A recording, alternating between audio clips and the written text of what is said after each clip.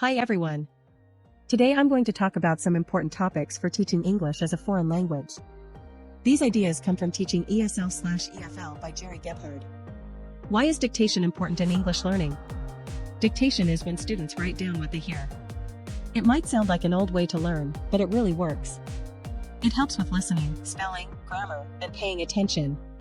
When students listen and write at the same time, they learn how sentences are built, which words to choose, and how to use punctuation.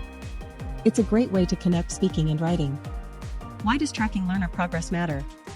When we check how students are doing, it helps a lot.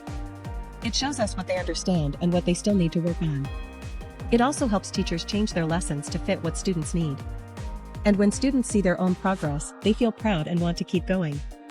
It also teaches them to think about how they learn and be more active in class. Strategies for developing fluency. To speak more easily, students can use different methods.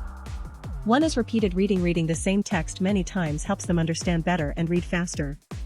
Another is speed speaking. Talking without stopping helps them get used to speaking without fear. Reading a lot of books or articles helps them learn new words. And speaking often, like in role plays or small group chats, helps them feel more relaxed when talking. What listening tests help learners? Listening tests can be useful if we do them in the right way. For example, after listening to something, students can answer questions to show what they understood. Dictation also helps because it mixes listening and writing. And some tasks ask students to listen for special things, like a name or a number. This trains them to listen carefully and with a goal. Common language errors in L2 learning.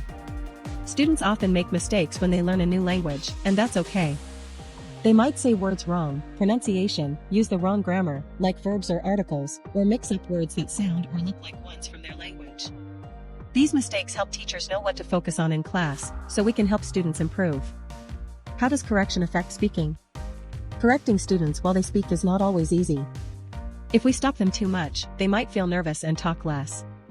But if we never correct them, they might keep saying things the wrong way. It's best to correct after the speaking activity or in a kind way, so students don't feel bad. We want to help them, not scare them. What correction methods are effective? There are many ways to correct students. One is to tell them directly what the right answer is, explicit correction.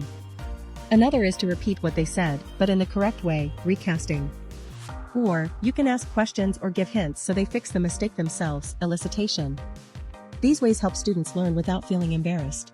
Accuracy versus fluency, what's the difference? Accuracy means saying things right, like correct grammar or vocabulary. Fluency means speaking smoothly and easily, even with a few mistakes. Both are important. If a student is fluent but not accurate, people might not understand them. And if they are accurate but very slow, it's hard to have a real conversation. Good classes help students practice both. Activities that build accurate fluency. Some fun activities help with both fluency and accuracy. Role-playing is great. Students can practice using English in real situations. Telling stories also helps they learn to organize their ideas and speak clearly.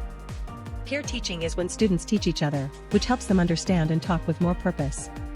Pros and cons of using listening activities. Listening activities are super helpful. They help students understand spoken English, learn new words, and hear how people really talk. They're also fun, especially when done in groups. But some students find it hard to understand fast speech or different accents. Also, if we do too much listening, students can get tired.